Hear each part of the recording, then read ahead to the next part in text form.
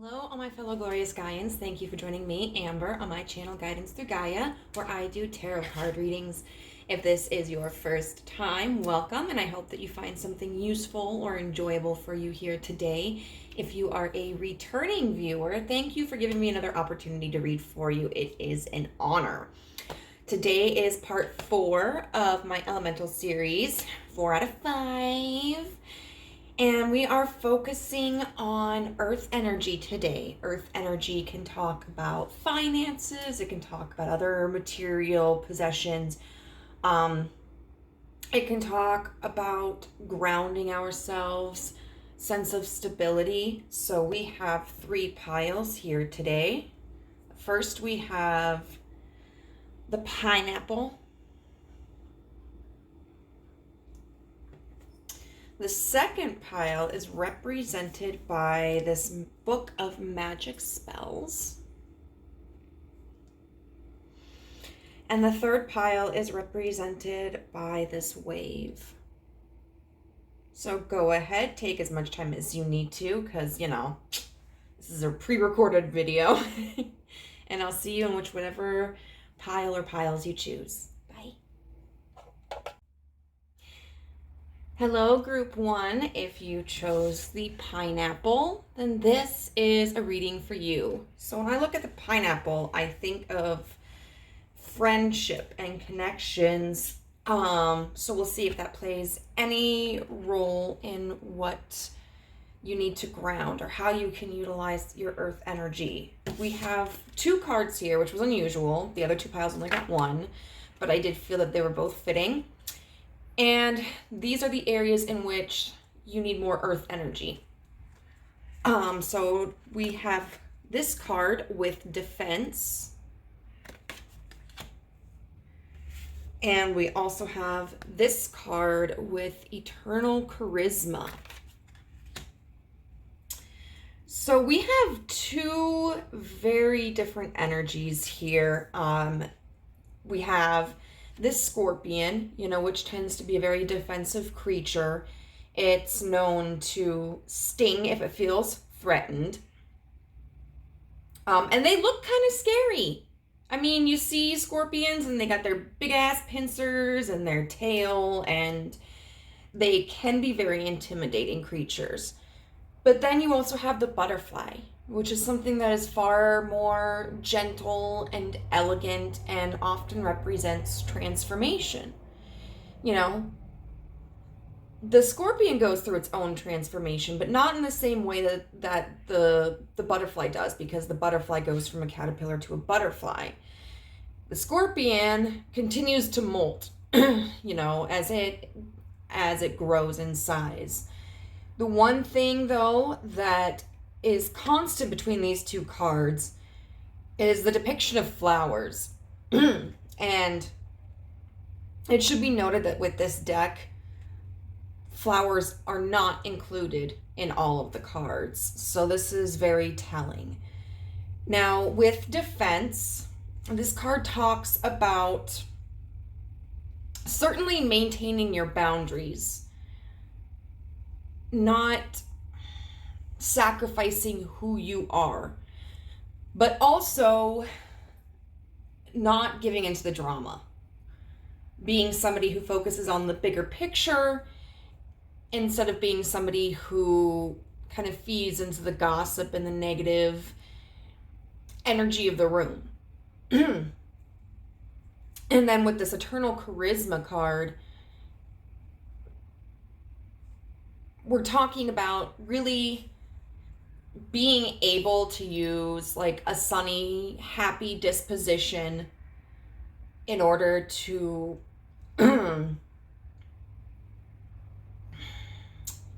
what's the word?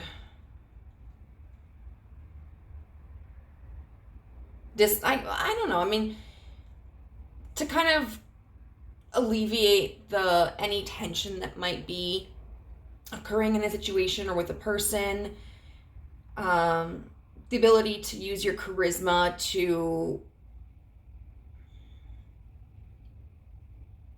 kind of turn a tumultuous relationship into something that is closer to friendship, or the ability to, disarm, hostile people, and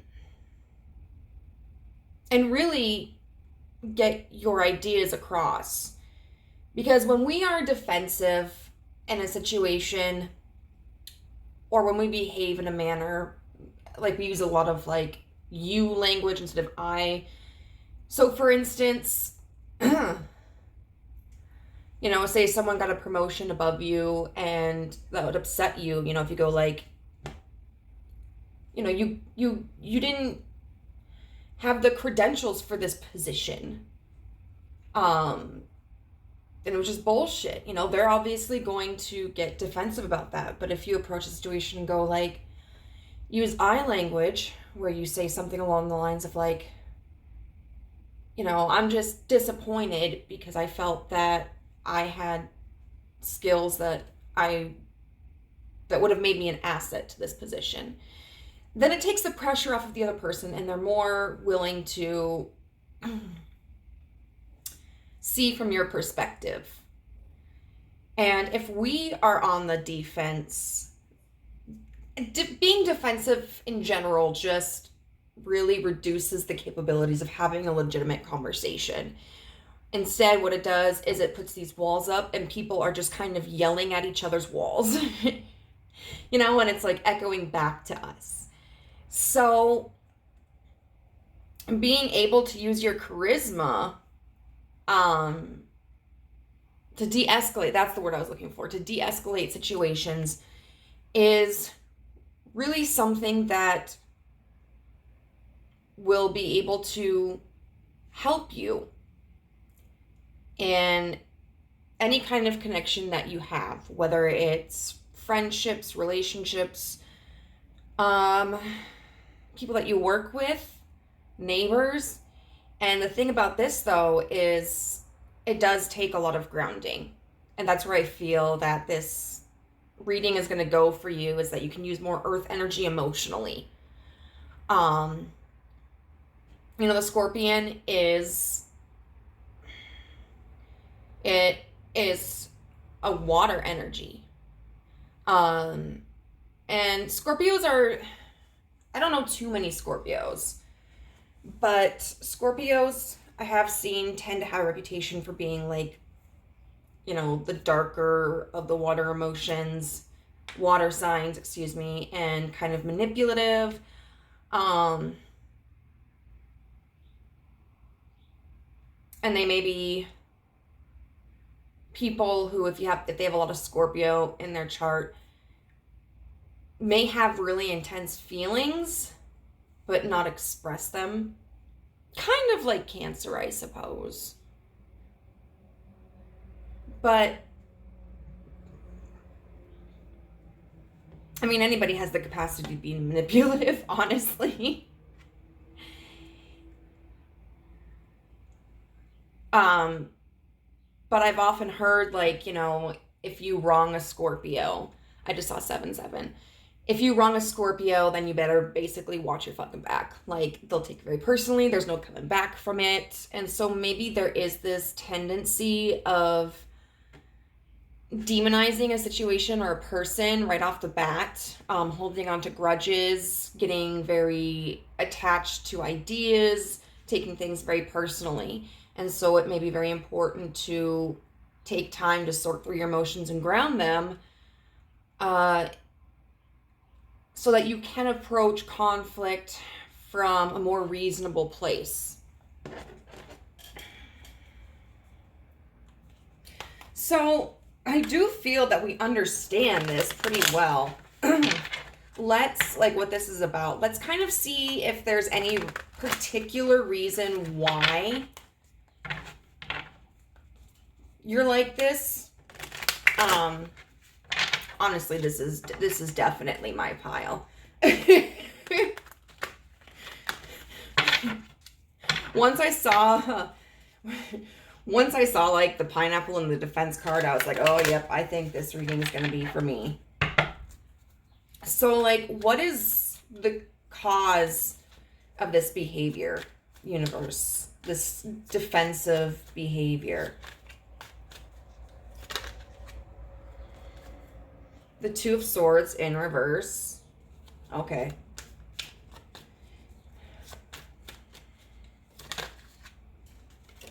The Queen of Pentacles in reverse. There's our earth energy.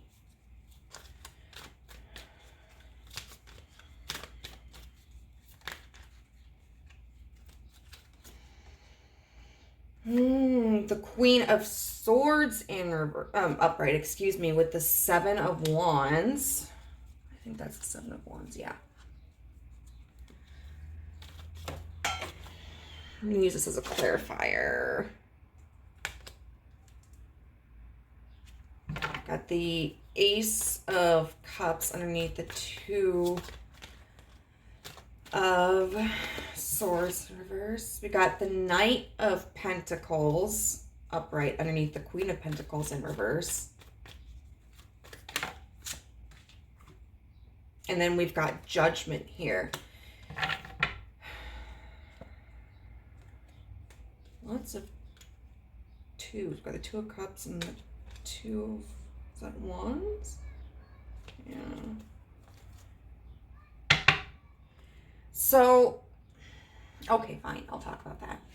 So underneath the deck, we have the Two of Cups and the Two of Wands with Justice. And so what that does to me say is that you do want to be able to make these connections in a fair way. You know, you want to be able to have emotional connections with people, and you want to keep these connections, and you don't want there to be any separation between the two of you or multitude of you, and you want it to be fair. You do, like, that is important to you. But it seems here with this Two of Swords in reverse, with the Ace of Cups in reverse, part of the reason why this happens, where maybe you get defensive, is because you don't feel as if you have a choice.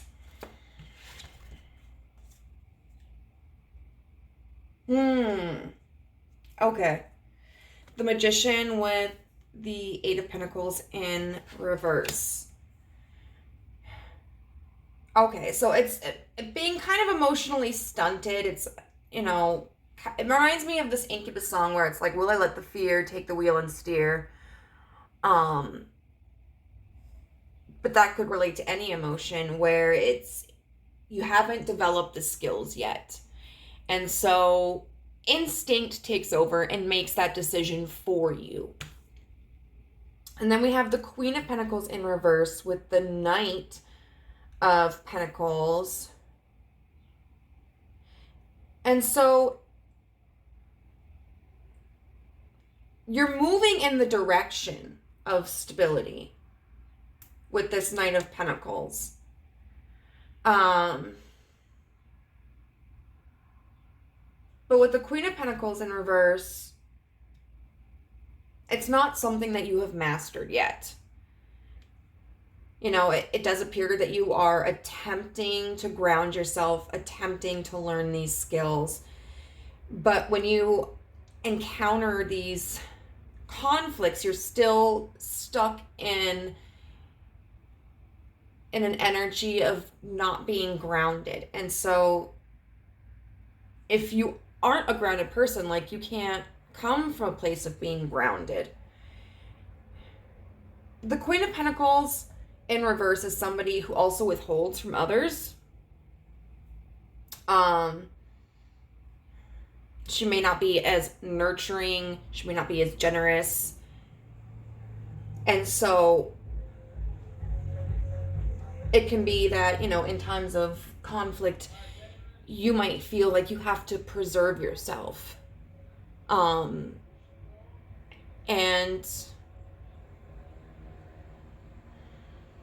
withhold your resources, whether that's like monetary resources, emotional resources,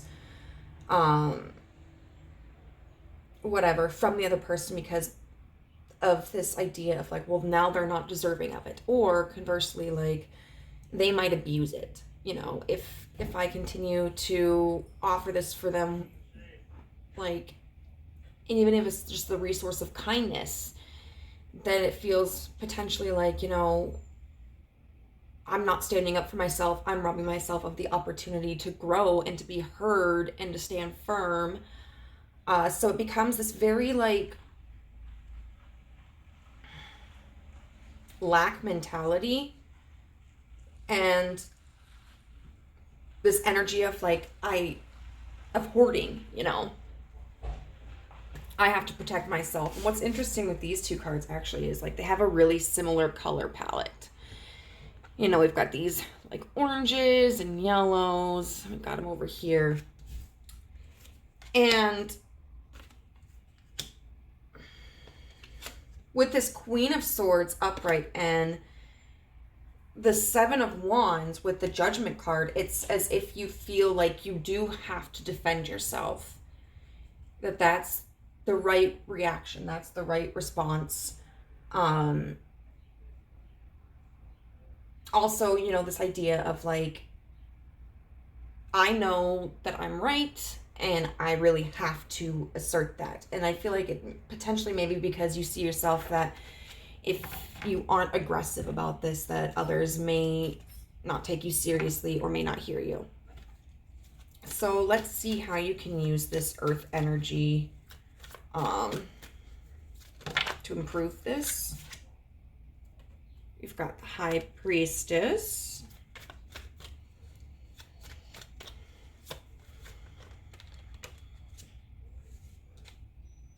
I'm going to put it underneath the High Priestess. They got the Nine of Pentacles. We've got the Nine of Wands in reverse. The Nine of Pentacles was in reverse too.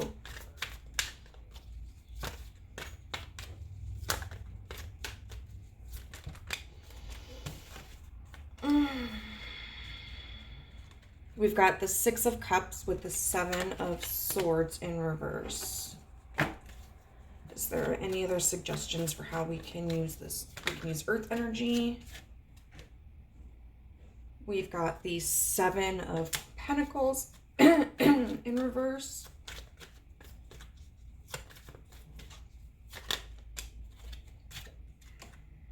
With the King of Pentacles in reverse.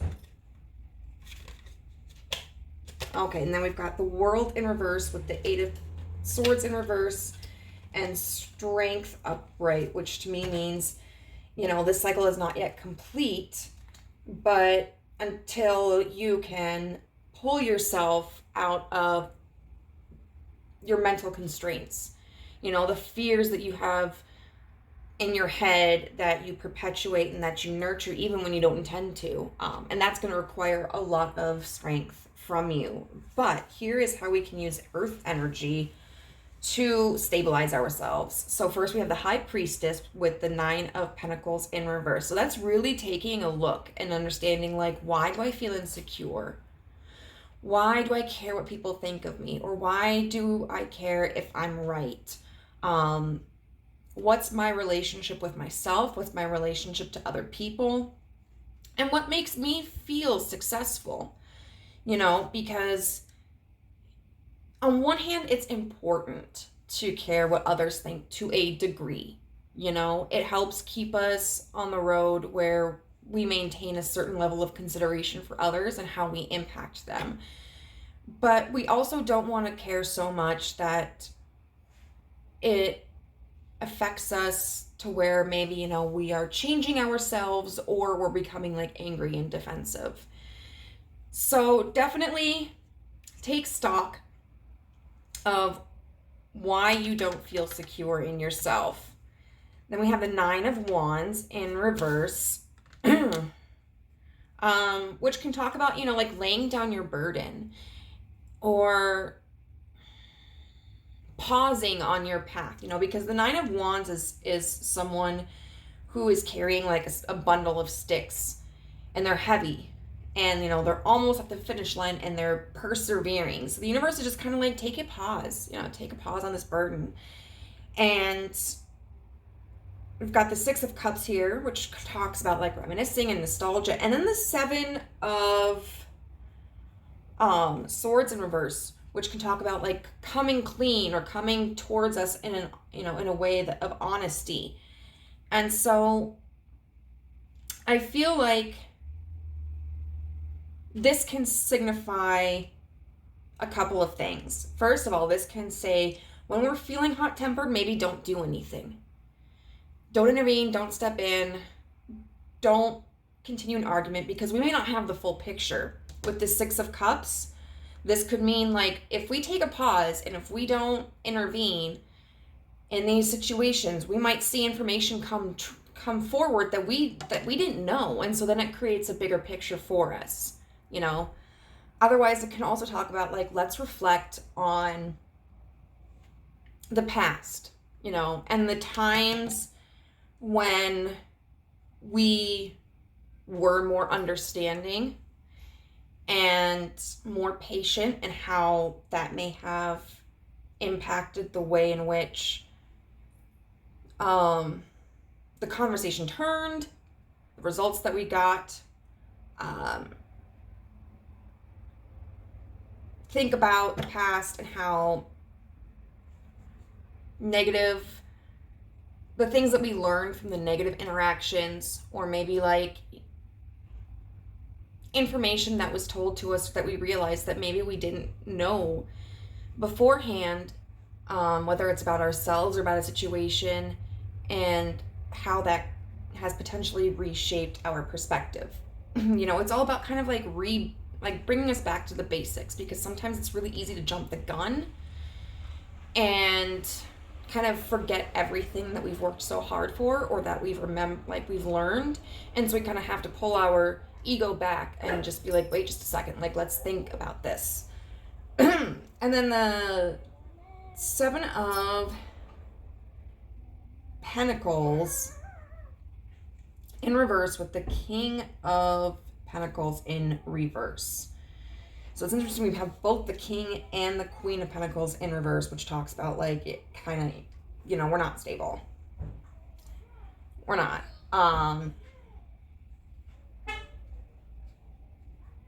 And the seven, oh, this is kind of cool. I don't know, the card was, the way I had the cards overlapped, it was like this. So it kind of had this little trail. But the Seven of Pentacles is all about like working, you know, towards a goal, putting in the effort, and being patient for the results. In reverse, with the King of Pentacles in reverse, I'm going to say that what this is indicating is like physically removing yourself from a situation, or taking a break when you are feeling unstable, when you don't feel like you can articulate yourself in a coherent and controlled manner. You might need to remove yourself from the situation. Take breaths, do some counting, do something, or go for a walk or whatever, to kind of recenter yourself. So we have further advice cards. We have Lepidolite with Recall Your Dreams. We have Last Quarter Moon in Aries with Work Through Your Feelings. Full Moon in Libra with Find a Balance. And Step Ahead is All You Need. Where? Oh, okay. I got it. So Lepidolite. When it says recall your dreams, this card specifically talks about thinking about your dreams in your sleep. You know, try to recall as much as you can what you were feeling, and if anything applies to like your waking life. And that might be something that would be very beneficial for you. I'm sure there's also some method of like dream work, you know, kind of like I do candle magic and I do tarot cards. Some people do like mirror scrying, things like that. I'm sure there's a way to do dream work. Conversely, I also feel like this is just saying, recall your dreams. You know, when you're in how you can motivate yourself to get into the process of grounding yourself is to remember, like, you want to be grounded. You want to be somebody that can be level-headed in a conflicting situation. You want to be somebody who is fair and just and can listen to the other person's side. You want to be able to process information and be responsive, not reactive. So it's very important for you to keep that in mind. After looking at this card as well, the stone, it does talk about how this stone is about, like, emotional balance. And it does talk about scales. So definitely, you know, we're looking into Libra energy, Temperance energy, and this may be a stone that you actually want to work with. So last quarter moon in Aries. Well, Aries is the first sign of all the zodiac. So it's kind of like, you know, the firstborn. Firstborns know everything, right? And they tend to have very dominant personalities. They're used to getting what they want. They're leaders, and Aries embodies that perfectly. Last quarter moons are all about sorting through the remnants of what's left to clear it out and make room for the new, you know? And so work through your feelings. This can be very difficult to do in the heat of the moment, but we can always look back on it and go, okay, why does this situation specifically trigger me?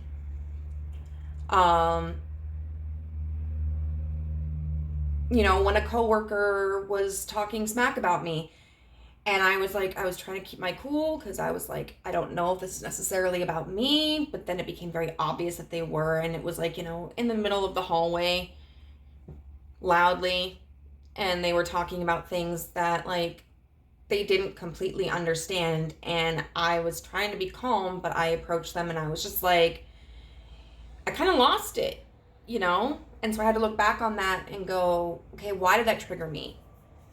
Because, first of all, when I was younger, kids used to talk shit about me.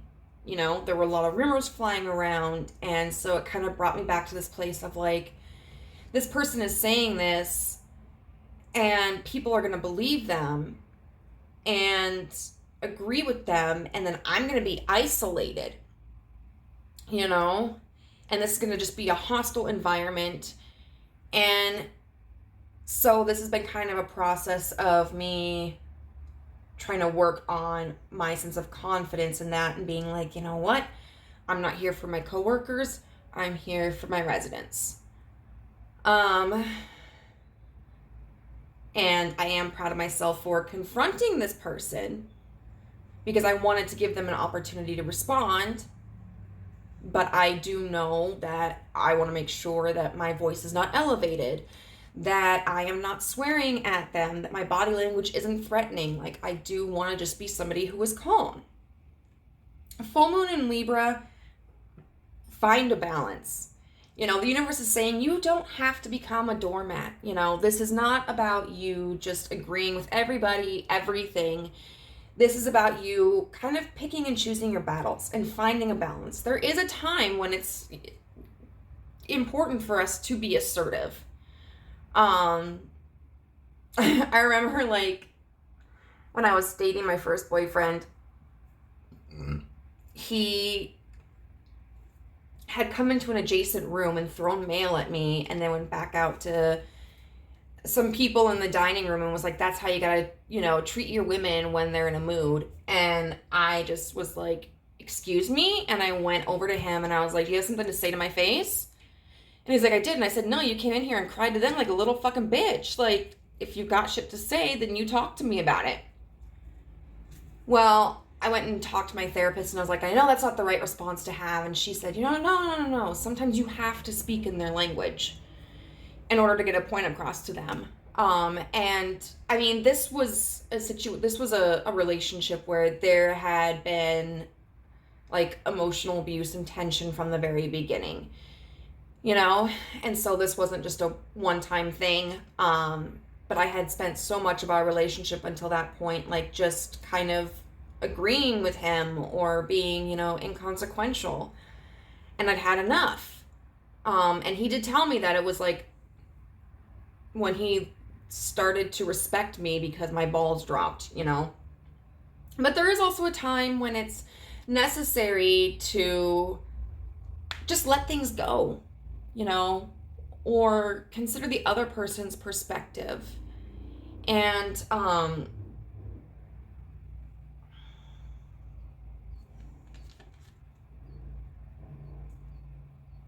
never noticed this because I just kind of looked at it from afar, but this scale right here is a person on top of this hill holding these scales looking upward. Very interesting. But I'm thinking of two quotes now, like with this butterfly eternal charisma card and also with the scorpion card. I'm thinking of, I think it was Muhammad Ali saying, float like a butterfly, sting like a bee. And, you know, a butterfly flying is very elegant, you know, and it's not really getting in anybody's way. It's doing its own thing, but when a bee stings you, like it comes out of nowhere, and you know that it's serious business. A bee only stings when it really has to, because most bees, when they sting something or someone, they lose their stinger and they die.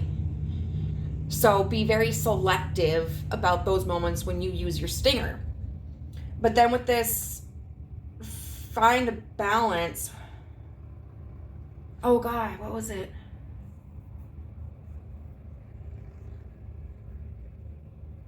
I don't even remember what the second one was.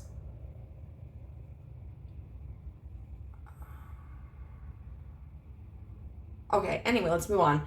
And then one step ahead is all you need. And this is a really beautiful card, because if you're anything like me, you might get really disheartened and upset if you try something and you're not perfect at it the first time. When you're in the process of grounding, and you may have come to this reading, hearing this and being like, fuck, you know, I've been trying to do this. This is what I'm working on right now. Well, good. And the universe isn't saying that, like, hey, you're doing a shitty job. This is an encouragement here to continue doing what you're doing. And this is a reminder that you're not going to perfect it in 1 day, 1 week, 1 month, 1 year. Okay, those of us who tend to have a hair trigger, as we get older, that's more ingrained in us. You know, a personality trait and a habit is harder to change the longer that we have it. And so this is a reminder. Praise the small accomplishments. Like, I praise myself for confronting my coworker, because in the past, I wouldn't have. I would have been too scared to have a confrontation, and I just would have let there be bad blood. But I was proud of myself for approaching them. I was also proud of myself for waiting, because I thought at first maybe she's not talking about me. You know, whereas in the past I would normally jump the gun. I waited until I had a moment where it was very obvious that she was. I recognize that it's going to take little by little by little, and give yourself grace. Don't be hard on yourself. Be kind to yourself and be patient with yourself.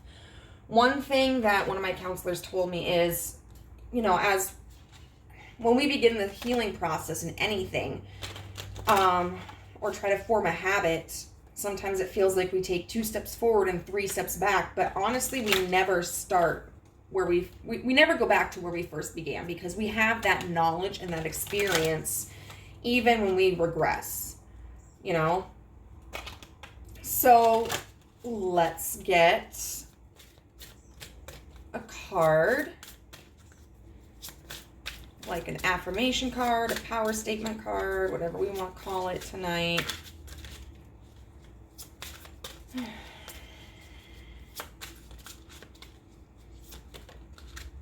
Oh, we got 2. My income is constantly increasing. I begin now today to open myself to ever increasing prosperity.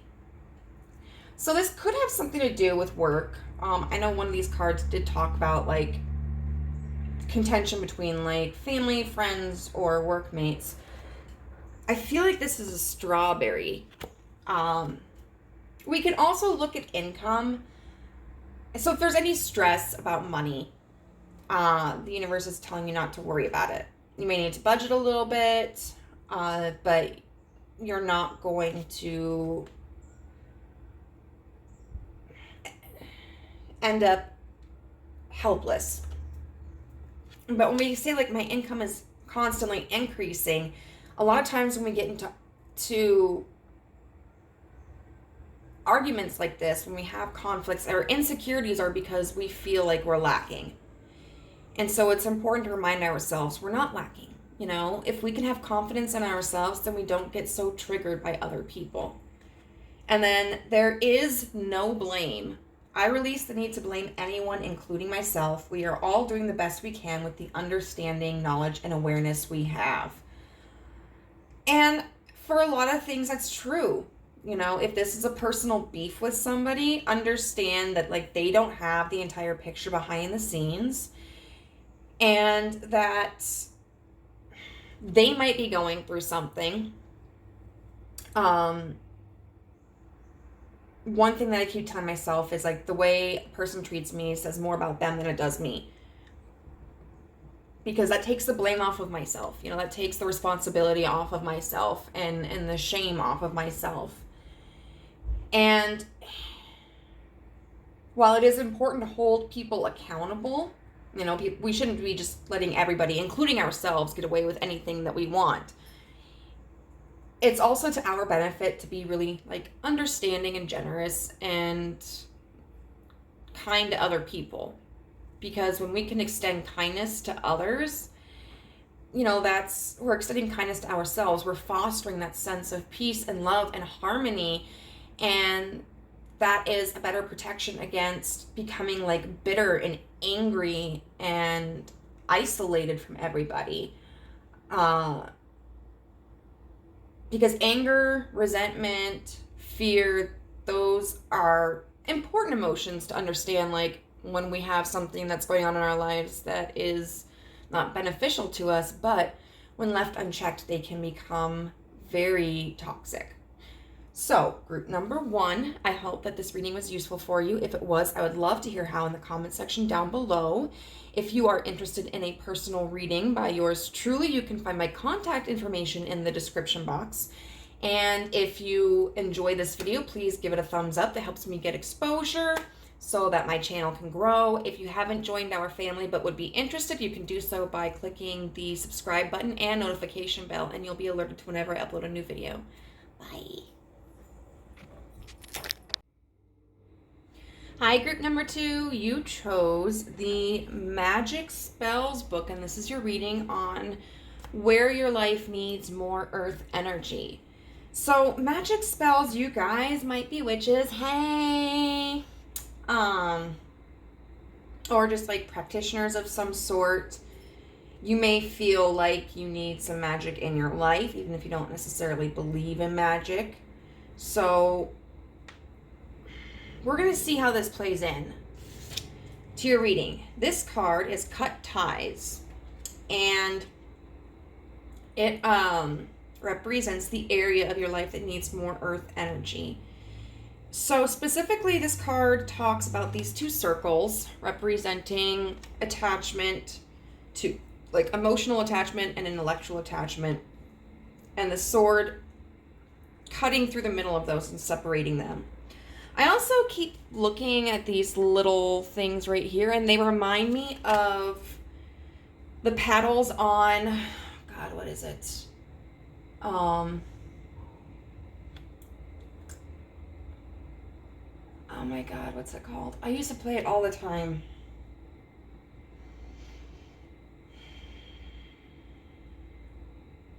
Pinball.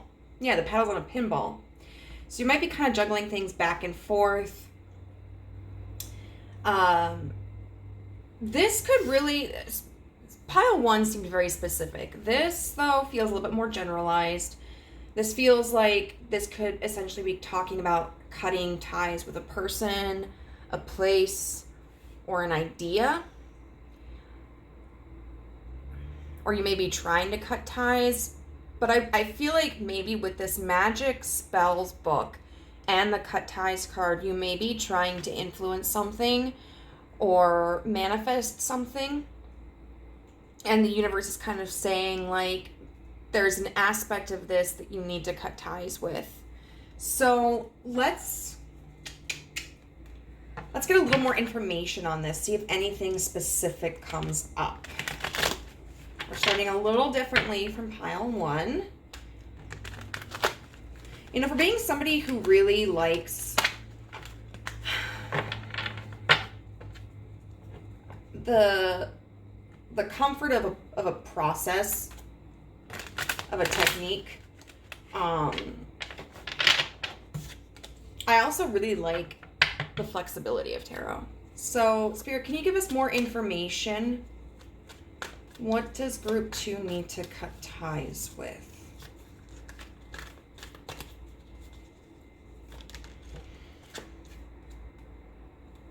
The Three of Swords. Interesting that we're starting with Swords energy. We have the sword here. And if we add the Three of Swords to the sword over here, that's the Four of Swords, which talks about rest and taking time to heal. All right. What does group 2 need to cut ties with?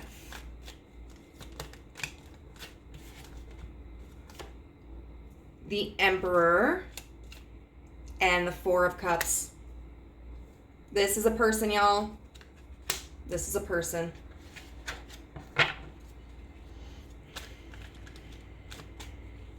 Okay, can you tell us more information?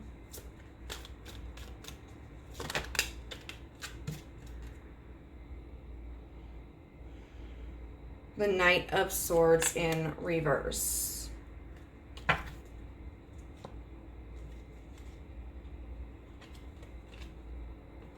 And then we've got the High Priestess with the Two of Pentacles in reverse, which talks about really seeing the truth of the imbalance here. You are obviously in a situation where you are putting forth more effort into something than someone else. I do believe that this is a romantic situation. Typically, the Three of Swords, it can be about any kind of heartbreak, but we often think of it as like romantic heartbreak. And that's been instilled because of this Emperor figure, which is really interesting because the Emperor is represented by Aries, and pile number 1 had a card that referred to Aries. They don't feel like they're connected at all, but this Emperor right here with this Four of Cups, there's a rejection here, an emotional rejection of an offer. So you may have tried to ask this person out or express yourself, and they have not reciprocated. And there's this Knight of Swords in reverse. There might even be no contact.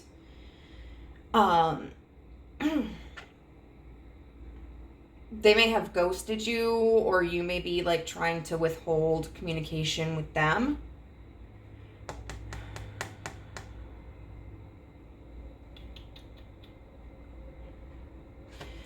Okay, so this one,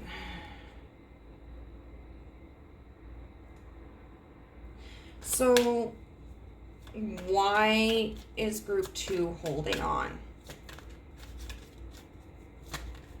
Let's see what the motivation is. Like, why is group 2? What's their motivation for holding on to this connection?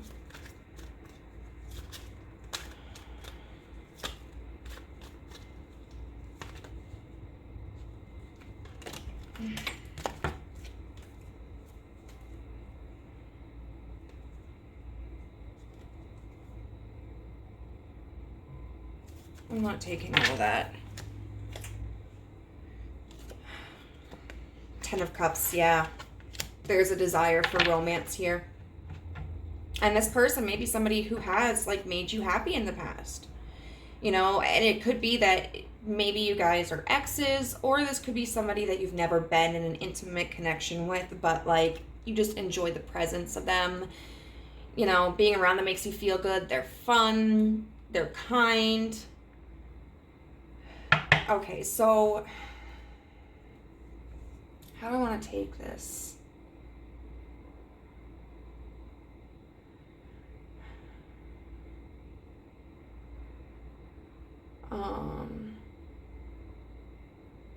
So I want to ask, like,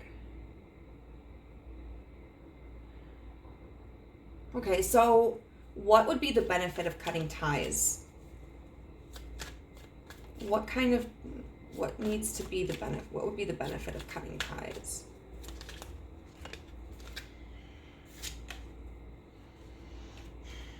Judgment. Seeing the truth, being able to better understand the situation at hand, and being able to make better decisions in the future.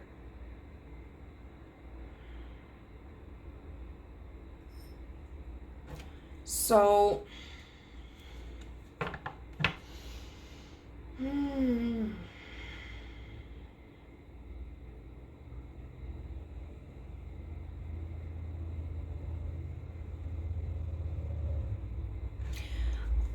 I wonder if we can clarify this judgment card. Specifically, like, judgment in what area?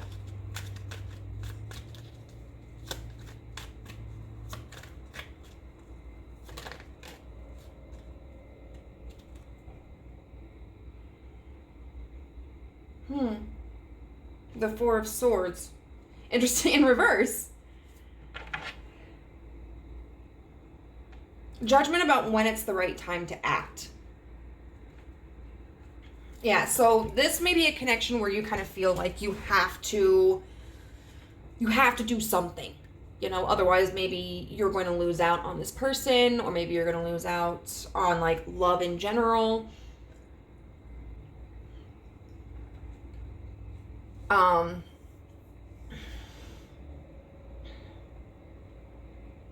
And so you feel like you need to control the situation, and oh my god, I didn't light my incense. You may feel like you need to control the situation in order to make sure that something happens. Kind of like, you know, hey, I don't want this person to forget me. So I need to, like, remind them that I'm still here, whether it's just, like, texting them or calling them, or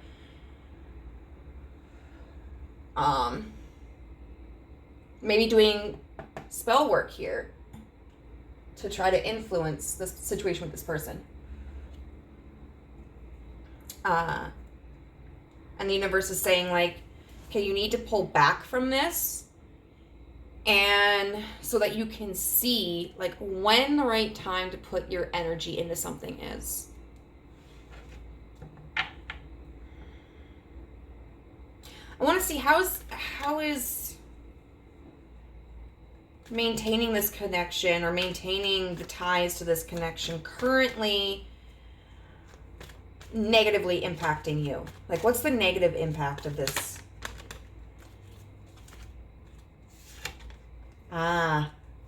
The Seven of Cups with the Tower. This can talk about kind of like delusion blowing up in your face, like kind of where you know, it's, you have this epiphany and you were like, oh my fucking god, like, I thought this was a sure thing. I could have sworn that all the signs and the symbols were pointing to this. And that's a really humbling experience, you know, when you feel like you have really connected with your higher self, and like you feel like, yeah, I know the direction that I'm being taken in, and this is a sure thing for me. And then if it all falls apart, you really start to question your faith, and you start to question your trust in your own judgment, you know. And then that opens up like a whole new can of worms and trauma. This can also talk about feeling as if you don't have any options. I saw 1117, which is my number. This pile 1 was for me. This may also be a pile for me as well. I don't know.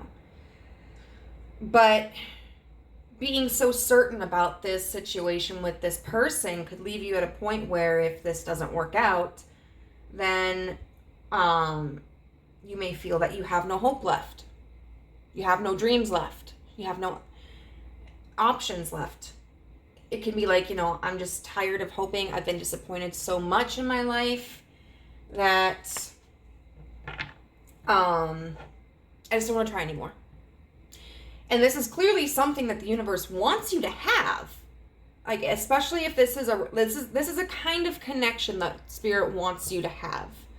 They don't want you to give up on allowing love to come into your life. I saw 1212. It just might not be with this person, or it might not be this person at this time. So let's see how you can use earth energy in this situation. How can you ground yourself in this situation? We've got the 5 of Swords. Okay. Explain. With the King of Cups in reverse. How can pile 2 use earth energy? I'm not taking all of those. How can pile 2 use earth energy in this situation? The 8 of Swords.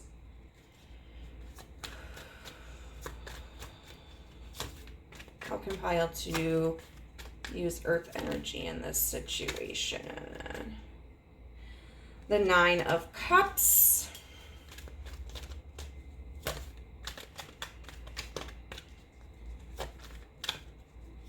Anything else? Any other suggestions? The 6 of Wands with the 7 of Swords. It's very interesting. The first pile, we had a lot of earth energy come through. But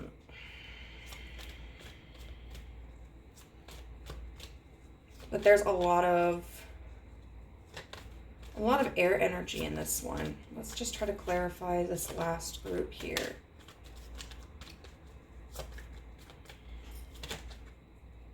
The Devil in reverse.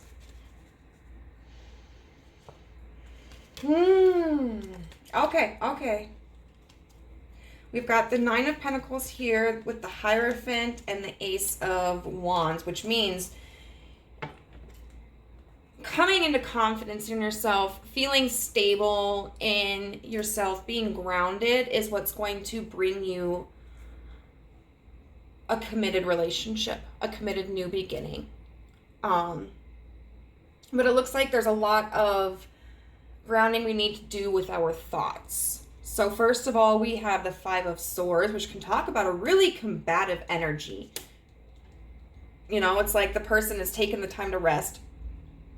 In this 4 of Swords, and they're like, you know what? I'm ready to get back up. I'm ready to fight. I'm ready to do this again. The King of Cups in reverse can talk about like your negative emotions. So the Pentacles are an earth energy is a very consistent energy. It's something that, it's an energy of knowing how to develop habits and knowing how to develop routines. So this is telling me that a habit that you need to develop is by combating these negative emotions. These negative emotions of feeling like I'm not good enough for this, or nobody else is going to love me, or I'm going to be alone forever. Really need to just wipe those thoughts clean whenever they start to come at you. Then the 8 of Swords with the 9 of Cups in reverse. The 8 of Swords is about entrapment, mental prisons, not being able to see that there is a path ahead of you, that there is a way ahead of you. And this 9 of Cups in reverse talks about a lack of emotional fulfillment. And so this is talking about realizing that you don't need another. I want to preface this by saying, because I'm in the same boat here, like, there is nothing wrong with wanting to find a life partner or a romantic partner if, you know, you're not necessarily focused on finding like the one or whatever. There is nothing wrong with that, and it's okay for us to want it. And I have fallen into this habit of like, when I start to get messages like this, I feel ashamed for wanting a relationship, because it feels like the universe is telling me, like, girl, you shouldn't even be worried about that. Like, why are you so focused on that? It feels like I'm being judged. But we're not being judged. And this is just saying, like, we are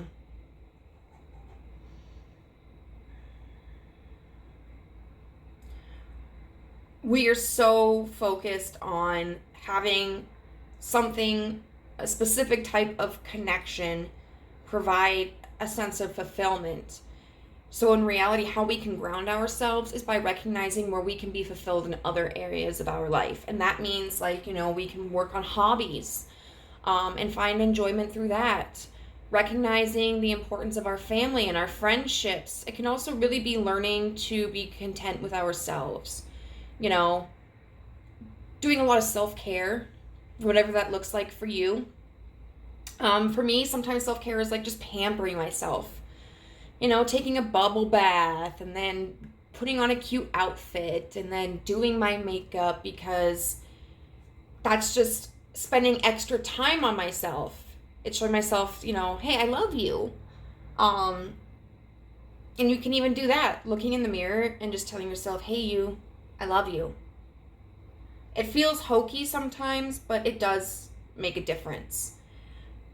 And then 6 of Wands with the 7 of Swords in reverse, clarified by the Devil in reverse. This is really talking about having faith that you will receive what it is that you're looking for when you let go of this attachment, this addiction, of this obsession. Just kind of like leave it in the hands of the universe. Because right now it appears that maybe you're pushing a little bit, trying to get the outcome that you want, and there's this resistance, and the universe is saying, hey, there's this song by Saving Jane. I think I've talked about it. It's at the end of like one of her albums, and she's a Christian singer. And even though I don't follow the Christian faith anymore, like, I still dig some of the music.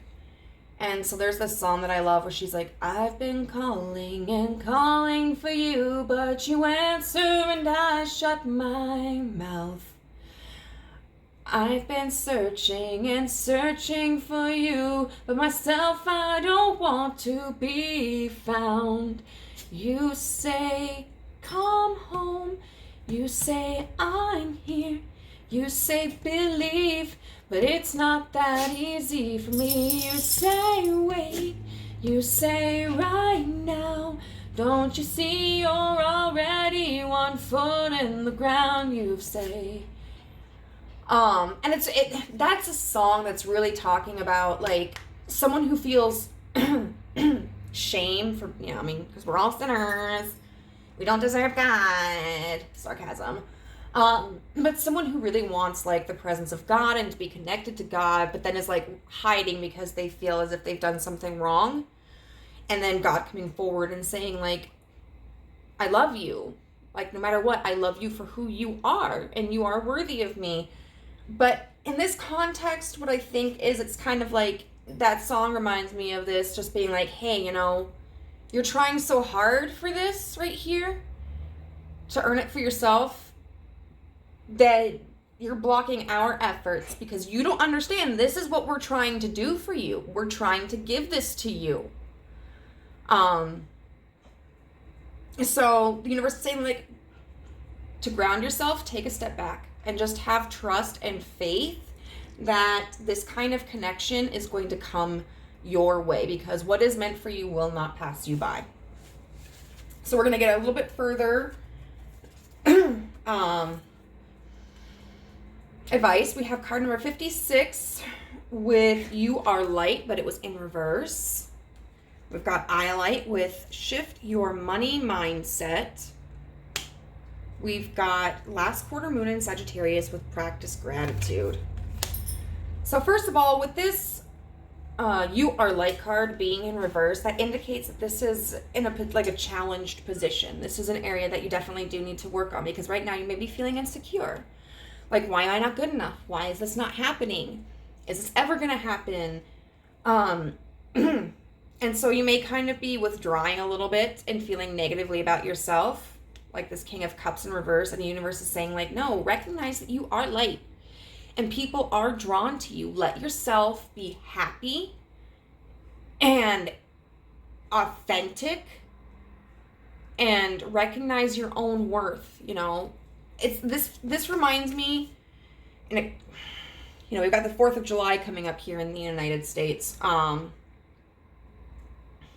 Yay, being liberated from England. And then 300 years later, being obsessed with the monarchy, and I wish I was a princess. But we're coming up on the 4th of July here.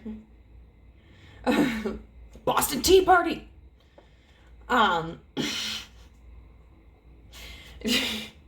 this reminds me of a firework, so it's kind of like toot your own fucking horn. Celebrate yourself. The eye light is shift your money mindset, and I don't feel that this is really related to money at all. It's kind of funny because there was a card in the last pile as well that was kind of specific about finances. But, I feel like this is talking about a different form of currency. Shift your money mindset, shift how you view yourself, shift how you are viewing the circumstances. Just because you're not in this connection with this person doesn't mean that you're not worthy of this person or someone like this person, or that you'll never find somebody, or that it's never going to happen for you.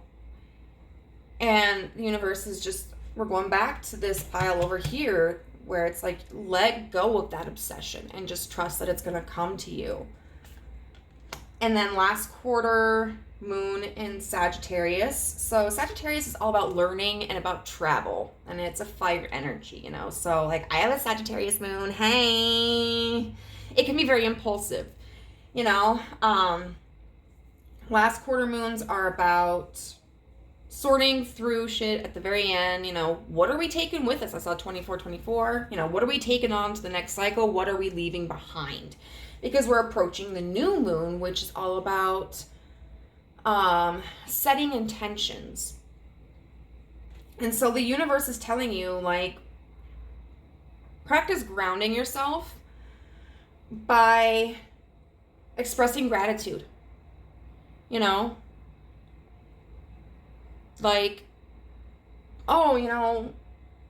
Someone gave me a compliment on my hair today. I'm really thankful for that. Or, oh God, I have such amazing friends, They're always there when I need them. Or, I'm grateful for the kind of job that I work in because I know that I'm helping people, and I'm grateful for those people because they're always telling me how much they love me and that I do such a good job. So instead of focusing on the things that are hey, I'm upset because I don't have this and I want this, focusing on what you do have and being appreciative for it. Because for one, first of all, I do not believe that thinking something isn't going to happen is or being upset about something is going to completely derail the process of that. Oh my God, you're in a mood where you feel like you're never going to find love. Well, that's just fact. The universe is, oh, she doesn't want love. I do think that it can influence us in ways that make it more difficult for us to recognize or even pursue opportunities that would be beneficial for us.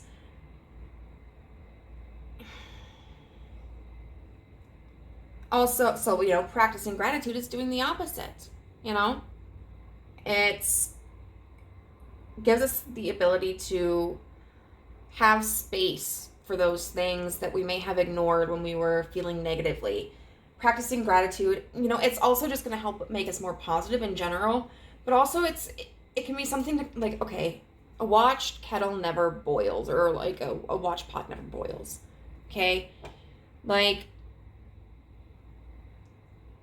you sit there and you stare at the kettle waiting for it to be done, and it feels like it takes for fucking ever. But let's say you're like, hey, well, I'm waiting for the kettle, for the water to boil in the kettle. I'm gonna go fold laundry. And soon enough, you hear the whistle and you're like, oh shit, it's already ready.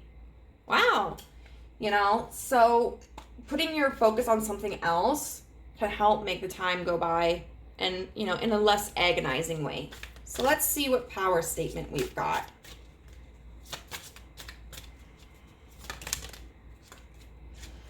We got a couple. We got a few. I radiate acceptance, and I am deeply loved by others. What did I tell you? Recognizing that you are loved, you are lovable. Love surrounds me and protects me. I am beautiful and everybody loves me. I'm so pretty, oh so pretty. I'm so pretty and witty and gay, and I pity any girl with me today. Or what else? If I were you, I'd wanna be me too. I'd wanna be me too. I wanna be me too. I trust the process of life. Holy shit, this is really confirming today, guys. And it says, there is a rhythm and flow to life, and I am part of it. Life supports me and brings to me only good and positive experiences. I trust the process of life to bring me my highest good. So yeah, like, and see, this shows planting, you know. You plant the seeds of what you want, like, yo, universe, I want a lover that is compatible with me in this way and this way and this way. Do your thing. It's like, all right, TikTok, do your thing. And then this says, I am at peace with my sexuality. I rejoice in my sexuality and in my own body. My body is perfect for me in this lifetime. I embrace myself with love and compassion. So, first of all, happy Pride Month. This could be a situation that's very specific for some of you, or maybe you're struggling because you're not heteronormative, you know? Maybe you're bisexual or pansexual or gay or lesbian, and maybe you're really struggling to connect with someone on that level. And you could be just experiencing this insecurity about that. I saw 2929. But this also talks, you know, about just like really respecting yourself for who you are. And like, if you're feeling any kind of way about your appearance, like, oh my God, you know, my forehead is too big, or my butt is too small, or I have really short legs and a long torso. Like, you are a fucking work of art. Okay? Accept it. Because that's the truth. Like, you are a fucking work of art. No two people look exactly alike unless they're identical twins. Some people get really close, though. It's eerie. But constantly, you know, like, remind yourself. Compliment yourself. So that way, when you get compliments, you won't be so ready to dismiss them. So, group number 2, I hope that this reading was useful for you. If it was, I would love to hear how in the comment section down below. If you're interested in a private reading, you can contact me. My information is down in the description box. If you liked this video, please give it a thumbs up so that way I can get a little bit more exposure. And if you haven't subscribed yet, but would be interested in joining our family, hit that subscribe button and the notification bell, and it'll tell you whenever I upload a new video. Bye.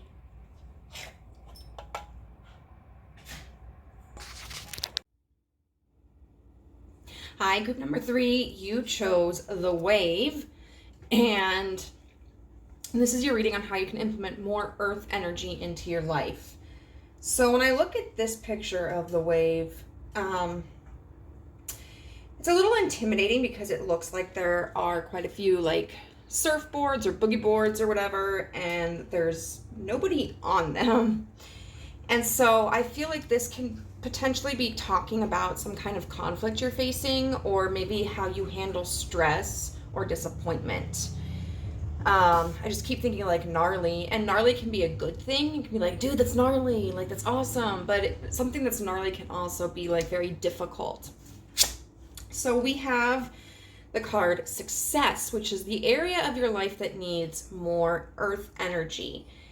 And it's this star, and I keep thinking of like nautical star. And then we have this sprout here. Now, the card itself talks about how the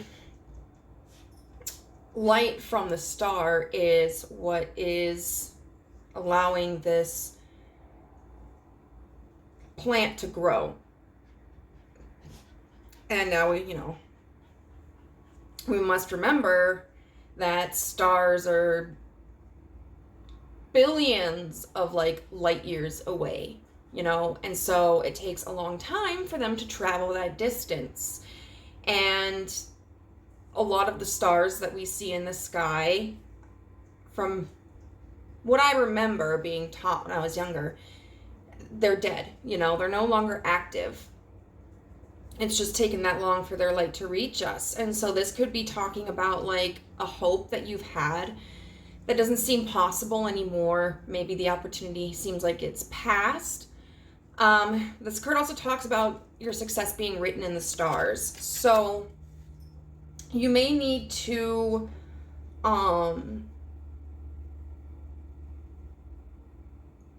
ground your perception and your perspective of what success is, because a lot of times we think success is like making lots of money and being super famous and getting results right away. Most people don't ever achieve those levels of success. And even those who do, a lot of times it takes time, trial and error,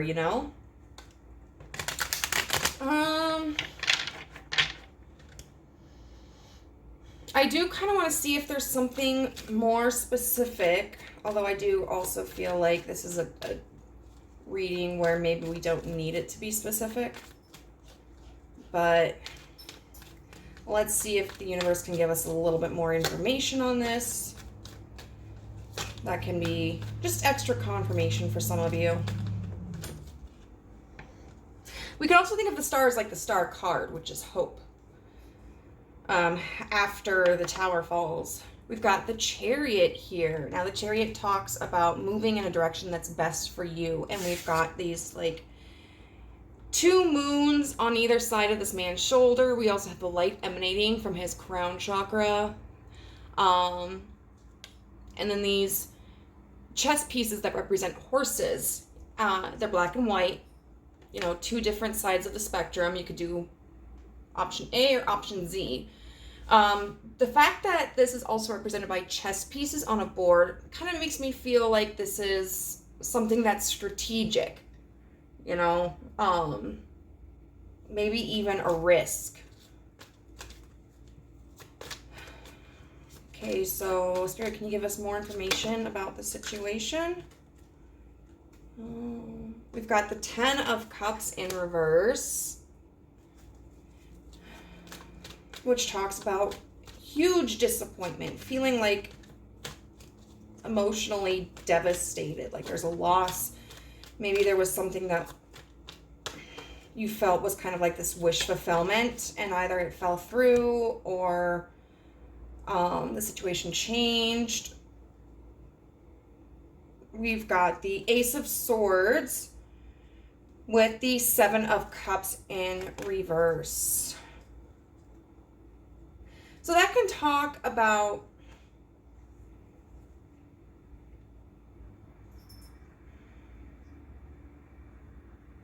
maybe like a deception, a lie, or a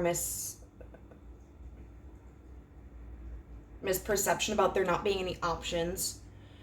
Misperception about like, maybe this dream was too good to be true. Maybe I'm not good enough for this. Maybe this was just too much of a long shot. Or it could be not knowing what options you have. Let's get some clarifiers for these. So it looks like you did potentially take a risk. You took a step towards something and it didn't pan out the way that you thought it would. No, I'm not taking all of these. I'm sorry. Universe has been kind of like word vomiting at me tonight, and I haven't had enough water for that. You have the Two of Swords in reverse with the Four of Cups in reverse, which is interesting.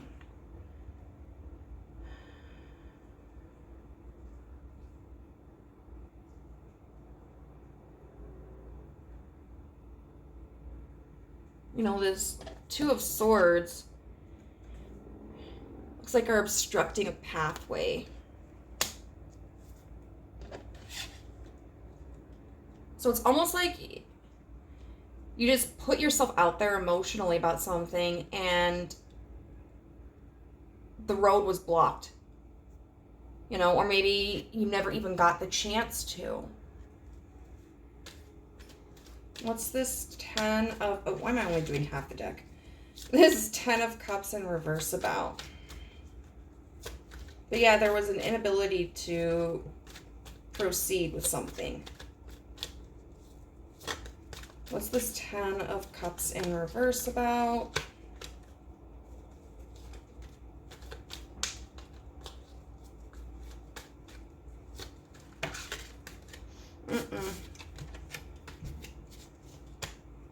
What's this 10 of Cups in reverse about? The King of Pentacles in reverse.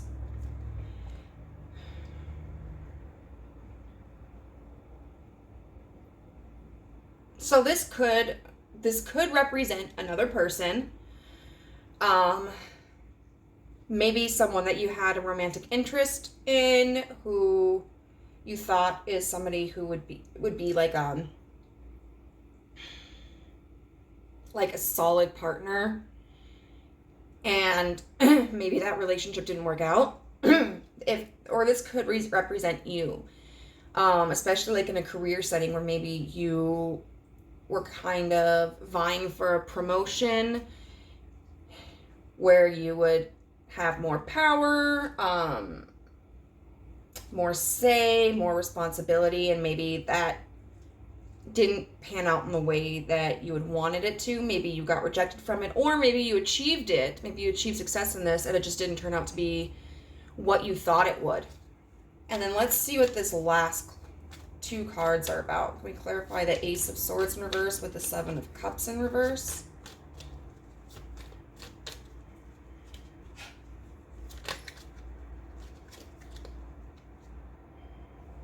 The Six of Swords in reverse. So there's this feeling of like not knowing how to move on from this,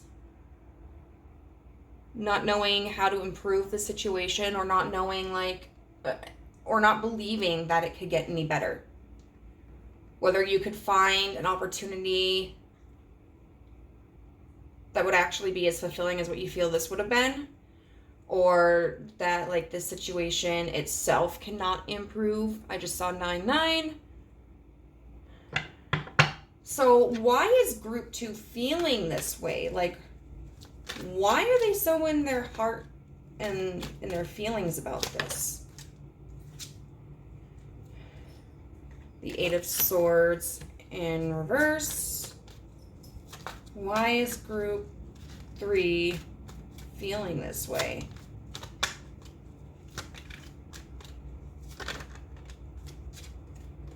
Judgment in reverse. Lots of swords energy. I don't know what rules judgment, but they have a sword. The Tower in reverse. I kind of want to get one more.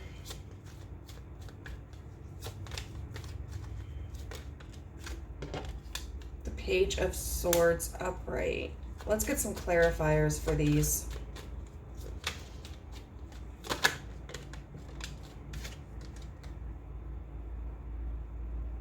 The Four of Pentacles upright with the Two of Wands.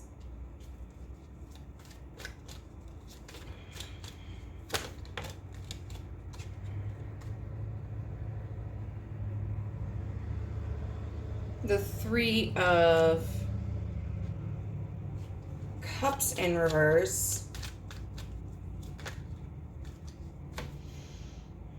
The Three of Pentacles upright with the High Priestess.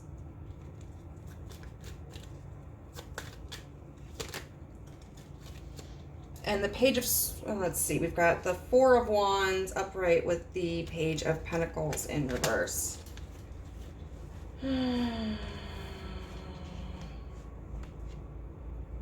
We've got the Queen of Wands in reverse with the Star and Justice on the back, which to me signifies that there is a lack of confidence, that what you desire will come to fruition, and that you will achieve your heart's desire. This is a little bit like Pile 2. Pile 2 was very specifically, though, a romantic connection. This feels like it could be anything. We've got the Eight of Swords in reverse with the Four of Pentacles and the Two of Wands. The Two of Wands can talk about planning. You can talk about creative projects. The Four of Pentacles talks about holding back your resources. And the Eight of Swords in reverse is somebody who feels like relatively confident that everything is going to be okay. Like, they may have had worries in the past, but they're pretty committed to, like, not thinking negatively, not doubting themselves, which is great. But it feels like maybe the universe is saying, like, you were too focused on this. That, like, if I just saw 1221, if I hold back, like, this union, whatever the Two of Wands represents to you, whether it's like a romantic union or a friendship union or the union of you in a career position, is going to come and pass. The Judgment in reverse card with the Three of Cups card in reverse as well. So it kind of sounds like this is what you're experiencing because you have put blinders on. You're experiencing tunnel vision. You don't feel like there's another path that is going to lead you to happiness, or you don't feel like there's another connection that is going to be as fruitful as this one. Because the Three of Cups is about celebration, you know? It's about having fun. It's about harmony. And we're not seeing that here. Then there's the Tower in reverse with the Three of Pentacles and the High Priestess. Now, the Three of Pentacles is about working together. And the High Priestess, you know, she has this inner knowledge. She's very connected to spirit. She listens to her intuition. And so it's almost like with this Tower, you're like, this is a sure thing. Like, this is going to happen because I know it's going to work. I know exactly what to do to get this to work. And then the Page of Swords, clarified by the Four of Wands and the Page of Pentacles in reverse. And what that means to me is the Four of Wands is about, like, stability. And a lot of times we look at that as, like, the marriage card or the twin flame card. You know, it's like 1111, because a lot of times they have, like, the wands are erected. Erect. But fours typically tend to represent stability, you know, four corners. And so whether this is like a romantic pursuit, a financial or a business pursuit, whatever have you, you feel it's like just thinking about it with this Page of Swords, it's off 1441, is going to secure the completion of this, the stability of this, even if there's no practical investment in it. You know, we've got the Page of Swords doing its thing, but then the Page of Pentacles is in reverse. The Page of Pentacles isn't doing its job, you know? So this does feel just kind of like, it's always a good thing to be hopeful, you know, but it really feels like you are so set on one situation panning out in exactly a specific way, that you may be neglecting to see areas where it's pointing to it not being successful, and that maybe another option would be more beneficial. Or it could be that, like, we do have the Eight of Swords in reverse here, but if you're not seeing the results that you want, you're starting to doubt, like, your success overall. If you're going to find this, if it's going to work out with this. So let's see how you can implement more earth energy into this situation. Like, how can group 3 implement earth energy? The 5 of Wands. Let's clarify that. With the Queen of Cups upright.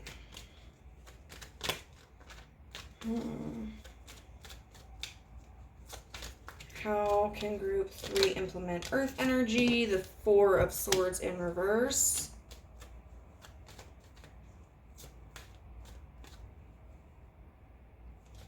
We have a lot of 4s here, so the only 4 I haven't found is like the 4 of Cups. Wait, no, just kidding. We have all the 4s here, I think.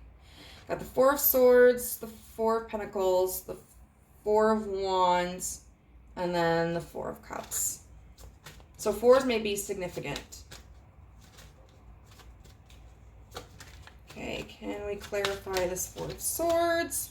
The Justice in reverse. The 9 of Pentacles with the Moon in reverse.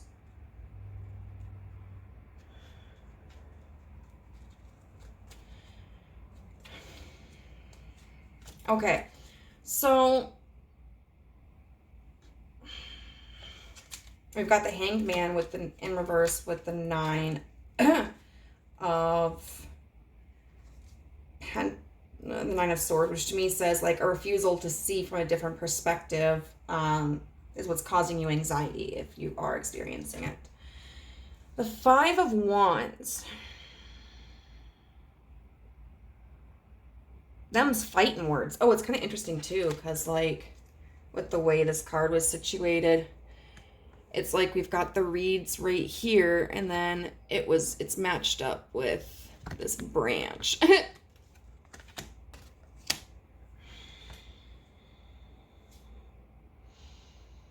The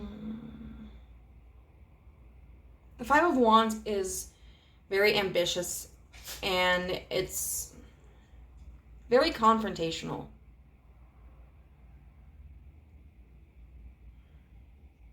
And the Queen of Cups is somebody who is really in tune with her emotions, really expressive, really nurturing. And with this card, it's usually the Queen of Cups is someone I find to be very endearing and very comforting. But this Queen of Cups is like she's trapped under sea. And she's reaching up, and she's reaching to this 5 of Wands. I want to get a little bit more clarity on that, because I feel like it could be maybe investigate why you're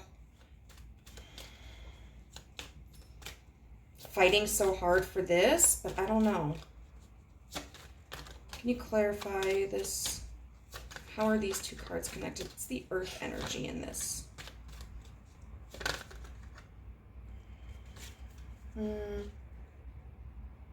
Death in reverse. Yeah, okay, fine. What is the emotional attachment to this outcome? I saw a 14. No, just kidding. That's a 9. You can't stabilize your emotions if you don't know why they're unstable in the first place. So it would behoove you to investigate, like, why are you so adverse to change? Why are you clinging on to making sure that everything stays the same? Whether it's like, this is my career path, I can't do anything else. Or this is the person that I want to be with, I'm not going to accept anybody else. If you can understand the motivation behind those feelings, then you can find a way to kind of heal that wound, that attachment, so that you feel more secure in yourself. All 3 of these piles have really dealt with personal senses of security, which makes sense, Because the Pentacles do talk about security. A lot of times we think of it monetarily, but it doesn't have to be monetarily.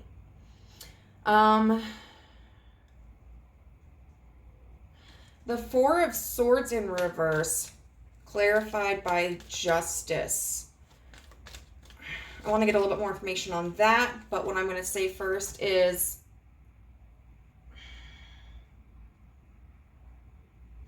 there was this energy, right, underneath here, this Page of Swords with the Four of Wands and then the Page of Pentacles in reverse of just kind of like ignoring the fact that nothing was happening. There was no formal investment. There was no practical reason to stay attached to this. The universe is saying, like, get out of that energy of waiting and get into the energy of, like, movement, moving on, or refusing to be complacent when you're not being honored.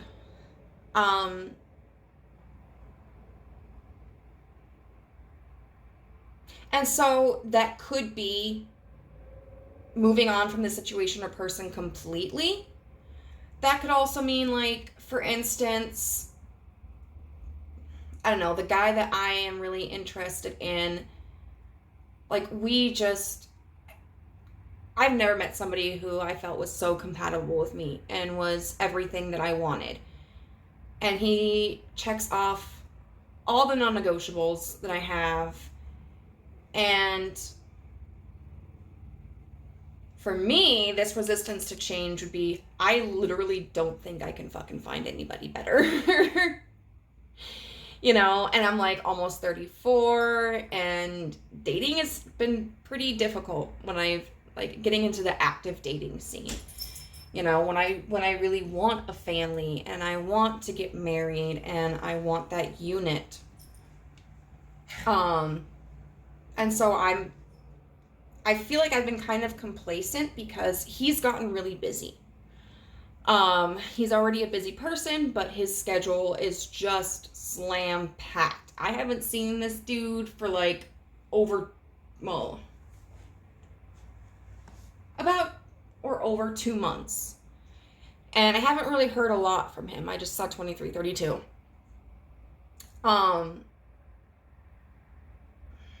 I am perfectly content waiting for his schedule to become open, which is strange to me because I'm totally not a patient person.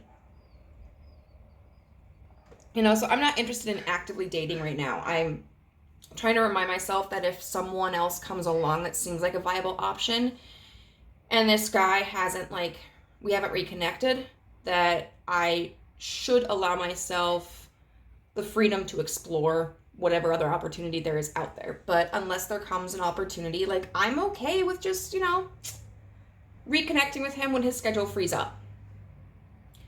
But I do kind of feel like maybe in my personal life, I've been a little complacent. And I think that's because, like, energetically and mentally, even subconsciously, I'm still probably focused on this connection too much. And so I may be neglecting my own growth and my own pursuits because it's just kind of like waiting. You know, it's like, when's he gonna come back? I'm super excited, you know, and I don't feel anxious about it, but I also just kind of noticed that I'm not taking the initiative in my life that I should be, and I think it's because I'm too attached to this. And so this could even mean, like, hey, you know, there's nothing going on here right now with him. Like, you're not really in communication. You check in with each other every once in a while, and you know that he wants to see you again. But make sure that you're living your life even when this person isn't around. Don't sit around waiting for this person. You know, go out there, do your thing. And just trust that what's meant to be will be. You know, que sera, sera. And then we've got the Nine of Pentacles. Oh, wait. Okay, yeah. Seven of Wands clarified this. So definitely like there, you know, remove this sense of resistance.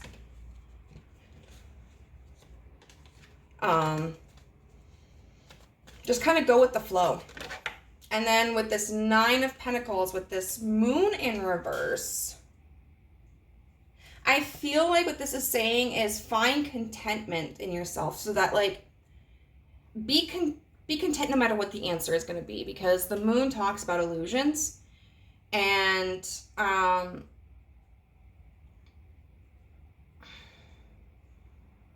it can also talk about being in touch with your intuition. So this could, look at this chick. She's laying on this love seat with this large cat, and she's like, she's not even fucking bothered, man. She's like, I'm just out here doing my thing. Because she's reaped the harvest, and she's like in the retirement stage, you know? So this could talk about like strengthen yourself in being content with whatever answer happens. You know, that might mean like going through different scenarios in your head and being like, for me, what if I don't see him for 2 more months? You know? And does that create a trigger in me? If so, why? And what should I do about it? Is that kind of like a hard limit for me, where it's like if I don't see him for 2 more months, then I'm moving on? Or is it like, you know, maybe if I can address whatever insecurity that brought up, you know, I can maintain that contentment, and that sense of patience and peace, so that those next 2 months don't bother me for not seeing him, you know, whenever, you know, we'll reconnect when we're meant to reconnect. It could be, well, what if someone else comes along that seems like a good option? Does that trigger me? Why? Well, maybe because like I don't know which decision to make. Like, if I choose to continue waiting for him to free up his time, like maybe I'm missing out with somebody else. But if I choose to move on with somebody else, then maybe I'm missing out with him. But on the same token, like, you know, if we're not keeping in contact, am I really missing out on anything with him, you know? Like, maybe this person ends up working out really well with me, but maybe they don't. And if they don't, you know, if he connects with me while I'm seeing this person, I can, you know, let him know, like, hey, you know, I'm sorry, but I'm already seeing somebody else. And, you know, maybe that works out. Maybe it's a matter of me, like, it didn't work out with that person, and me being like, hey, so it didn't work out with them. And are you still interested in reconnecting? You know? Or, you know, like, what if I never see him again? That could be like, does that trigger me? Yes. Why? Because then I feel like it means that I don't matter, that I'm not good enough, and then kind of processing through that. And we can apply that to, like, if this is a business opportunity, you know, just finding a way to be secure enough in yourself that you're okay with whatever happens. I see 2929. Conversely, this could also mean just like trusting your intuition and not second guessing yourself. Like, for me, it might be, you know, I feel really content. Like, it doesn't bother me that I haven't heard from him for a few days, you know, that I haven't seen him 2 months. But then sometimes, like, it'll be, oh my God, like, what if I'm wrong? Like, what if the universe is telling me that I just need to stop this? What if I'm just, you know? And so then I get worked up in my head about it. And I have to remind myself, like, this isn't the end of the world. You know, even if this doesn't work out, like, there's something else down the road. And so I don't need to be scared about if I'm making the wrong decision. Like, I just need to trust what I feel. And right now, I feel okay. Like, I'm doing my own thing. And I trust that whatever is meant to happen will happen.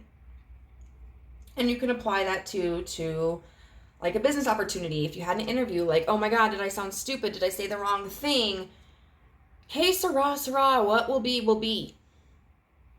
All you can do is put your best foot forward and then leave the rest, to the other person or to the people or to the universe. I feel like it had a card for that one. I don't know.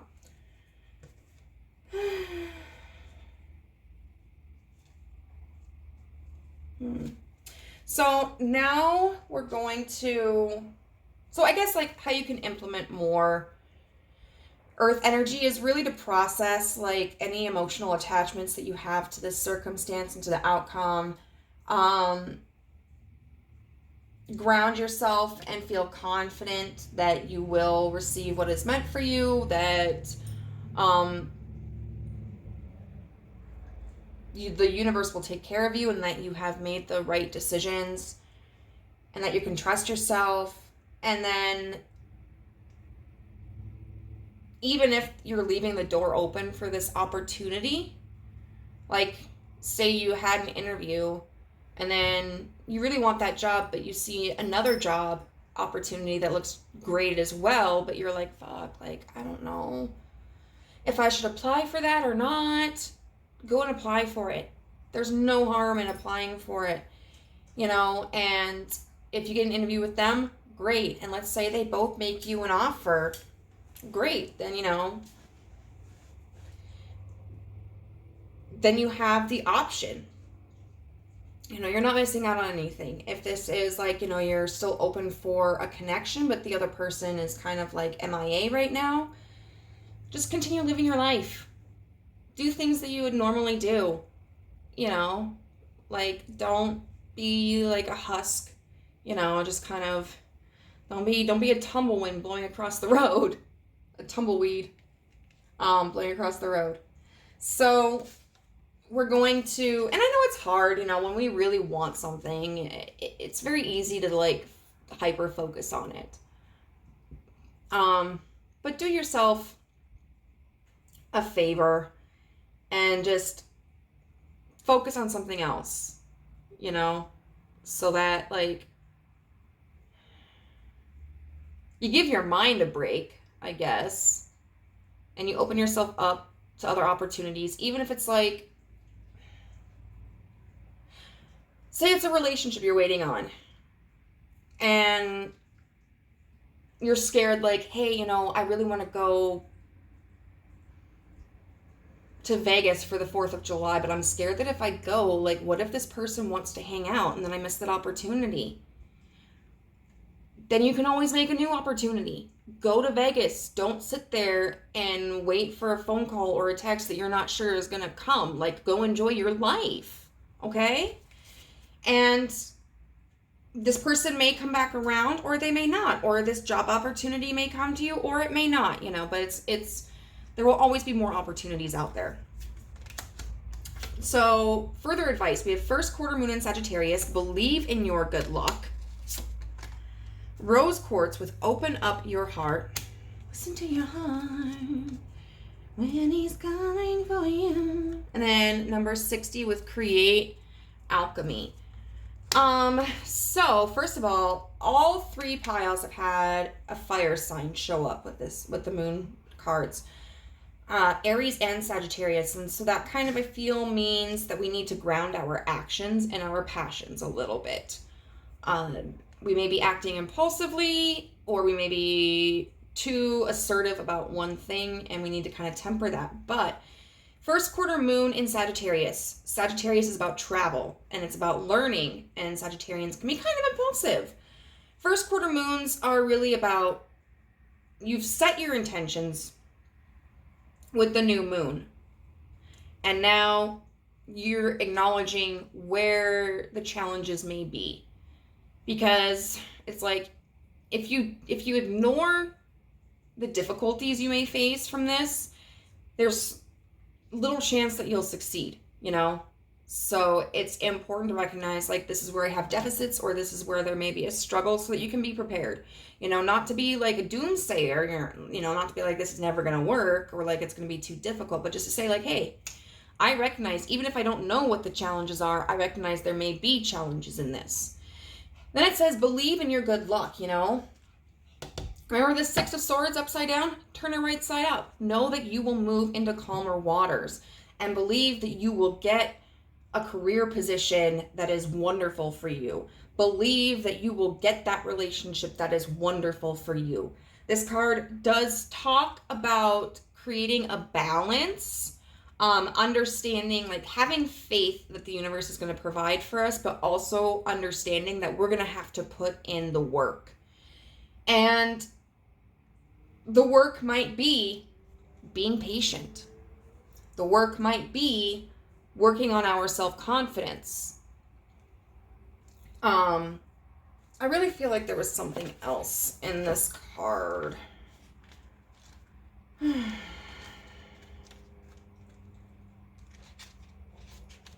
Let's see.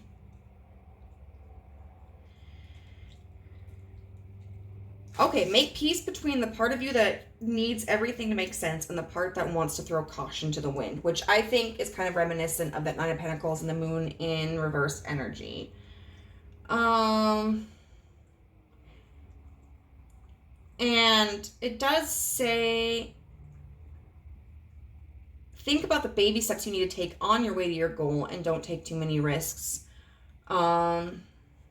Take care of the small stuff and the big stuff will fall into place. So you may be trying to, like, jump into the big picture, the big bang, the big reward, but the universe is saying, like, focus on the small stuff first. Okay, you need to get the small things taken care of before the big thing can happen. And this is related to the crown chakra.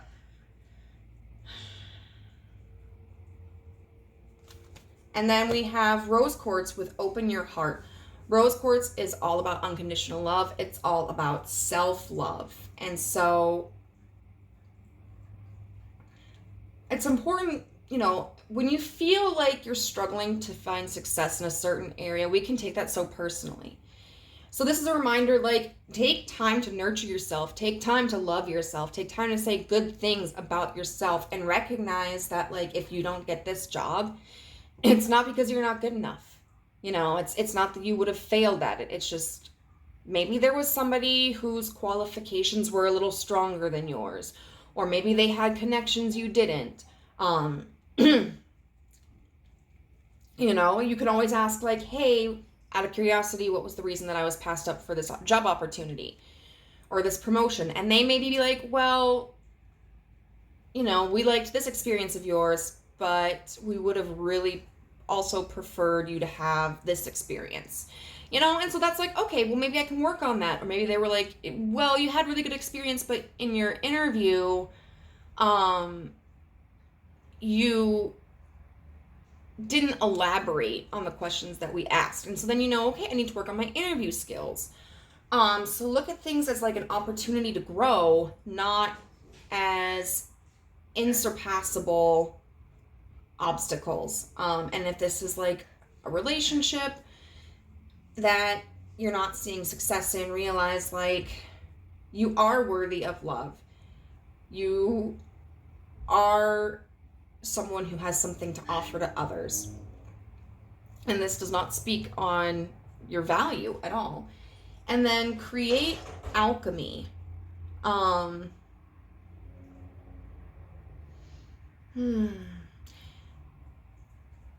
It's really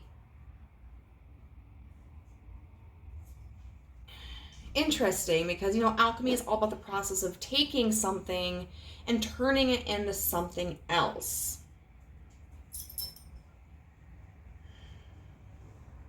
Because this doesn't feel like a situation that you can make happen the way that you want it to. There are things that you need to do when it comes to this situation, and that's going to depend on your own individual circumstances. But there's not, like, it's kind of like It's not completely out of your hands, though, either. You know, because the second pile kind of felt like with them, it was like they'd done all they could do and they just had to leave it up to fate. I think you can still continue to work on the small steps, but you have to be patient for the bigger outcome. And so in the sense of creating alchemy, I feel like that could really represent, like, you know, you can't control what other people do, but you can control your reactions to it. You can make these positive experiences. So let's see. I know there was something else in here. Yeah,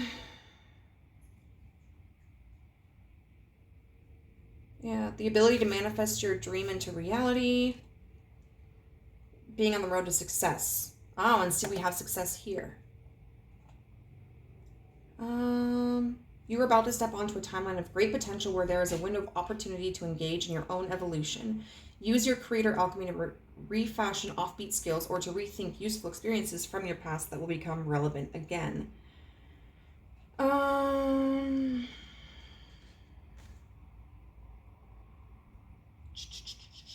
Co-create willingly with Source and watch for unusual or eccentric illuminations to seed the way. Changing matter into creator gold will be anything but business as usual.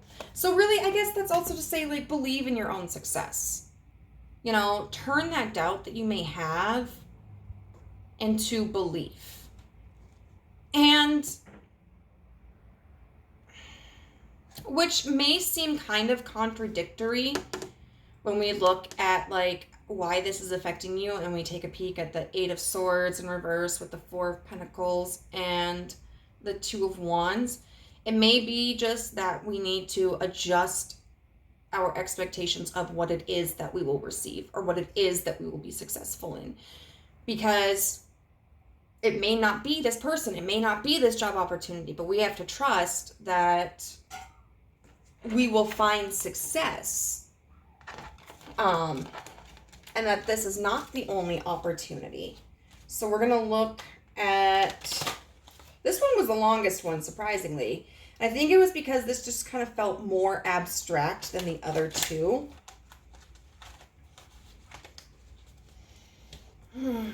But let's see. What power statement do you have for group 3?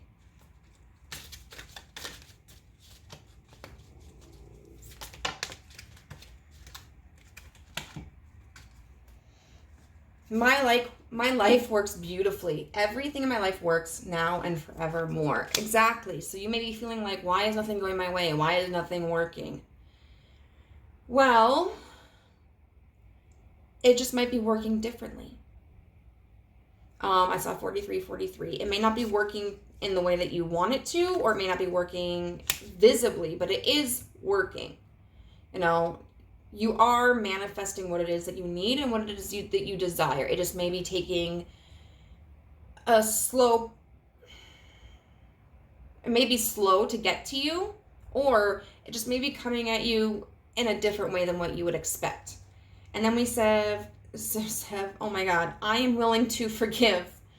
Forgiveness of myself and others releases me from the past. Forgiveness is the answer to almost every problem. Forgiveness is a gift to myself. I forgive and I set myself free. And so this might be like, you know, you can forgive yourself during the times when you've doubted yourself. Because sometimes, like, if we're trying to be more positive and we start having negative thoughts, we might be like, oh my God, why am I thinking this? Give yourself grace. Give yourself room to breathe and to grow. This could also be like, I forgive myself for being so attached to this idea. It could be, you know, if this job opportunity fell through, I forgive the other people. I'm not going to hold on to any grudges. I'm not going to be angry about this. Or if this relationship hasn't come to fruition, it could be, I forgive the other person. You know, I'm not going to resent them. It could even be like, I forgive the universe. I'm not going to sit here and feel like the universe is attacking me for not giving me what I want when I want it.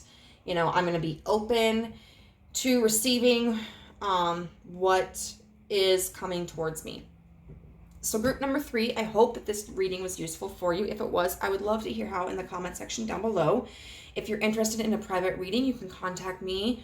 My information is down in the description box.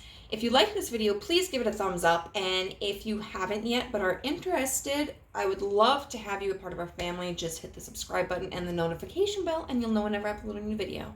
Bye.